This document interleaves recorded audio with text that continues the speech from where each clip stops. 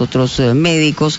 Vamos a darle la bienvenida al doctor Miguel Tinoco, que es médico general de CISOL Salud de la Municipalidad de Lima y es director médico en CISOL en el Agustino y Los Olivos, que además son parte de los distritos en Lima Norte donde imaginamos puede haber visto una cantidad importante de casos. Y sobre el mismo tema, su experiencia.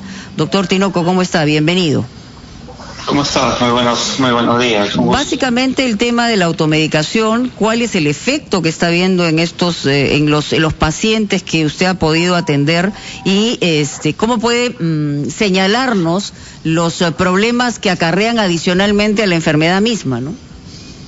Uy, mira, ese es un problema recurrente que ya lo tenemos manejando desde marzo, ¿no? Y mucho antes de la pandemia también siempre había automedicación y ahora con el tema del COVID se ha incrementado notablemente. Por ejemplo, se puso muy de boga que la dexametasona y los corticoides ayudaban, ¿no? Y las personas se comenzaron a automedicar con corticoides como la dexametasona, la prednisona. El problema es que no todas las personas pueden usar corticoides. Por ejemplo, en un diabético que hace un corticoide le eleva la glucosa. Entonces hemos tenido un sinfín de emergencias por producto de que a estas personas diabéticas se les subía demasiado la glucosa. Nos llevaban con glucosa de 300, 400, 500. Y a la hora de conversar con el paciente resulta que se estaban automedicando con dexametasona, porque escucharon que era bueno contra el COVID. Entonces el sistema de salud estaba saturado con los propios casos de COVID y se nos agregaban las complicaciones producto de las automedicaciones y por eso en su momento colapsamos, ¿no? Otro problema muy frecuente es el uso de antibióticos de manera indiscriminada. Recordar que el COVID es un virus, entonces al ser un virus los antibióticos no le hacen efecto al no ser que se complique la infección y la neumonía que da por COVID se complique a una neumonía bacteriana sobreagregada. Y ahí recién amerita el uso de antibióticos. Entonces teníamos pacientes que se automedicaban con ceftriaxona, ciprofloxacino. Y el problema cuando uno usa antibióticos de manera indiscriminada es que mata las bacterias que hay en el cuerpo, pero en el cuerpo también tenemos bacterias buenas en el intestino. Sí. Entonces los pacientes nos hacían diarrea, colitis pseudomembranosa, entonces nos complicaba. Y el problema también con los antibióticos es la resistencia. Si yo uso ceftriaxona ahora, pues porque yo creo que tengo neumonía, en un futuro cuando ese paciente de verdad tenga neumonía, la ceftriaxona o el antibiótico que se haya estado automedicando ya no va a hacer efecto. Y vamos a tener que usar antibióticos de mayor potencia que lógicamente también conllevan a mayores efectos adversos. El problema de la ivermectina, otro gran problema. Lamentablemente, pues los estudios que hay sobre la ivermectina no son estudios demostrados, la gran mayoría son in vitro. Y in vitro significa que en una placa en el laboratorio se dice que tal vez podría funcionar, pero algunos son contradictorios. Pero en el cuerpo humano, en animales, todavía no hay estudios certeros. Entonces, hemos tenido muchos casos de pacientes que vienen con visión borrosa, que es uno de los efectos secundarios del uso de ivermectina, con dolores musculares, con dolor abdominal, con fiebre. El uso de ivermectina también da pirexia, o sea, da fiebre, astenia, falta de apetito, mareos, alteraciones neuropsiquiátricas, produce mayor ansiedad en los pacientes. Entonces muchas personas venían pues con temblor en las manos, con fiebre, con urticaria, con escozor en el cuerpo, y ahondando en la historia clínica pues resulta que es por la automedicación, y ni siquiera era la automedicación dentro de los valores normales, sino en su momento pues se agotó la ivermectina y usaban dosis de animales, dosis para caballos, dosis para vacunos, que son dosis pues increíblemente altas. Entonces eso generaba mayores problemas. Incluso hemos escuchado, y hasta resulta gracioso porque escucho pacientes ayer en consulta, decían que cuando salen a trabajar y al regresar a casa se toman un shot de ivermectina como profilaxis, todos los días, desde hace 3-4 meses. Entonces esos son los puntos que nosotros no queremos que la población llegue, porque que ya de por sí el sector salud está saturado. Al usar estas medicinas de manera desmedida, sin una orientación profesional, nos complican más la situación, saturan mucho claro más. Que sí. Doctor Tinoco, usted ha hecho referencia a su práctica clínica en los hospitales CISOL de la Municipalidad de Lima y habla naturalmente con los pacientes que llegan ahí.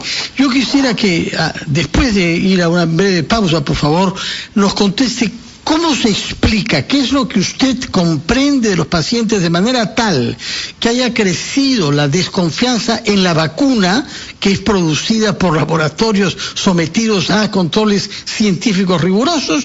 Ha crecido la desconfianza respecto de ellas, pero ha crecido la confianza en medicamentos autodados por los pacientes que no tienen ninguna garantía científica. ¿Cómo es posible que hayamos llegado a esta doble situación de irracionalidad? Nos lo contesta, por favor, después de la pausa.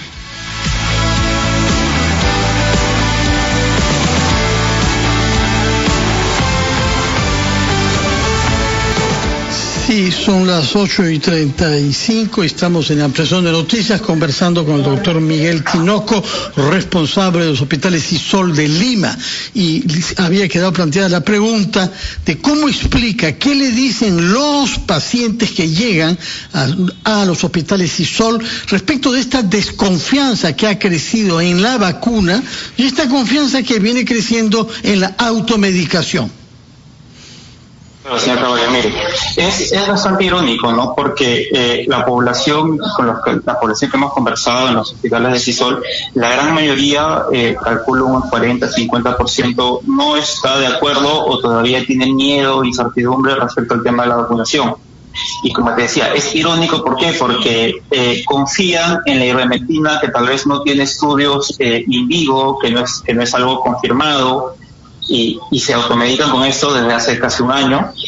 Y con el tema de la vacunación, que se sabe que tiene una sensibilidad, una certeza de un 70-80%, que ya se está realizando en el mundo, a eso sí le tienen miedo y no se le quieren aplicar. Entonces resulta un poco controversial, un poco irónico, ¿no? Estuve viendo en las noticias que se entrevistaba a las personas para ver por qué no querían, y le echaban la culpa al gobierno, que el gobierno no informaba de manera adecuada, que no había suficiente información. Yo creo que tenemos suficiente información desde el mes de marzo sobre la coyuntura COVID. Sabemos muy bien qué medicinas tomar, qué medicinas no tomar. Sabemos que está mal automedicarse. Sabemos que está mal no usar adecuadamente la mascarilla. Sabemos que está mal salir a reuniones familiares. Pero aún así lo seguimos haciendo. Yo creo que va por un tema de conciencia social, no tanto por el tema de la automedicación, de respetar las normas que indica el gobierno, y también un compromiso propio. Si yo tengo dudas sobre algo, pues investigo, ¿no? Si el gobierno, o creo que el gobierno no me da la suficiente información, pues entro en internet a fuentes confiables y me empapo un poco más sobre el tema. No, ya creo que por redes sociales, por televisión, ya se ha dado la suficiente información como para que haya todavía este temor, ¿no? Pero doctor, a nivel de Estado, por ejemplo, ¿qué estrategia se podría desarrollar? Se lo pregunto con la experiencia que usted tiene en el terreno médico. ¿Qué experiencia o qué estrategia se podría adaptar para reducir, si no eliminar, reducir los niveles de la automedicación, que es un problema que viene desde hace mucho tiempo? Se ha acentuado obviamente con esta pandemia, pero ya es un problema de mucho tiempo. Claro, el Estado realizó una campaña audiovisual bastante fuerte, ¿no? Que eran unos spots publicitarios que eran sinceramente bastante fuertes. Pero no duraron casi nada, ¿no? sí, porque no caló tal vez tanto en la población, creo yo. No, tal vez hacer una campaña de difusión masiva, invitar a las personas para que... Pero iba por el miedo, es decir, como médico, y yo me estoy entrando en la pregunta de Carlos también, porque el asunto parece ser que estrategias tienen que ir, no sé si por el miedo, porque la persuasión es complicada ante una comunidad como la nuestra, o una sociedad como la nuestra que está harta de que no haya pues un liderazgo claro en la comunicación de las cosas. O sea, la información no se va a cambiar de la noche a la mañana y la gente se aferra a lo que tiene, ¿no? A lo que puede y en lo que quiere creer, o sea, pero en este caso no es un efecto placebo, es un efecto dañino, nocivo, que está agravando la situación de los cuadros de COVID, ¿no es cierto? Claro, yo creo que el tema de vista publicitario empezó en varias etapas, desde el punto de vista un poco más pasivo a inicios de la pandemia, en la cual el presidente creo salía casi todos los días comunicando, ¿no? Hasta que se vio pues que aún a pesar de la comunicación pasiva, tranquila, la población no hacía caso. Entonces se fueron cada vez tomando medidas un poco más severas, ¿no? Como estos spots publicitarios. Ahora, valgan verdades, Mónica, el sector salud ya está cansado. Sí, hay fatiga epidemiológica en realidad. Hay fatiga física, fatiga mental, fatiga espiritual, porque de verdad luchamos y tenemos casi 10 meses luchando. Nuestras familias también están, yo no veo a mi papá desde hace casi medio año. Y la impotencia de salir a la calle y ver a las personas que no respetan, ¿no? Uno se mata trabajando y de verdad, y conversas con ellos, les tratas de explicar y lamentablemente la necesidad, como veía en una de tus entrevistas, uno de los domingos, sí, es la necesidad y sopesar en una balanza el tema de la economía versus el tema de la salud es bastante complicado. Yo también, no me gustaría estar en los zapatos del gobierno para tomar una decisión como esa. Porque además yo creo que se ha equivocado, porque no se puede disociar una cosa de la otra. O sea, la economía es muy importante y no es que se ponga por encima de la salud, sino que tienen que encontrar una fórmula donde también la ciudadanía asimile que ya no tenemos las posibilidades que tuvimos en marzo. O sea, eso ya se acabó.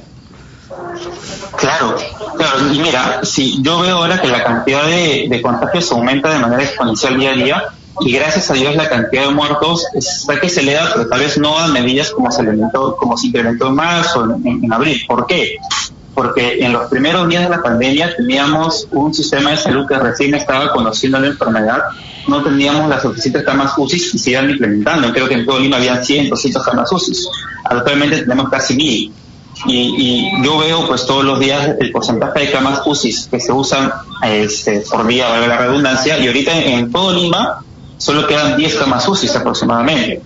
Si con la cantidad de personas contagiadas que tenemos ahora hubiésemos estado en el inicio de la pandemia, la mortalidad sería increíble. O sea, ahorita las personas no fallecen tanto porque tenemos más camas UCI y porque ya conocemos más la enfermedad.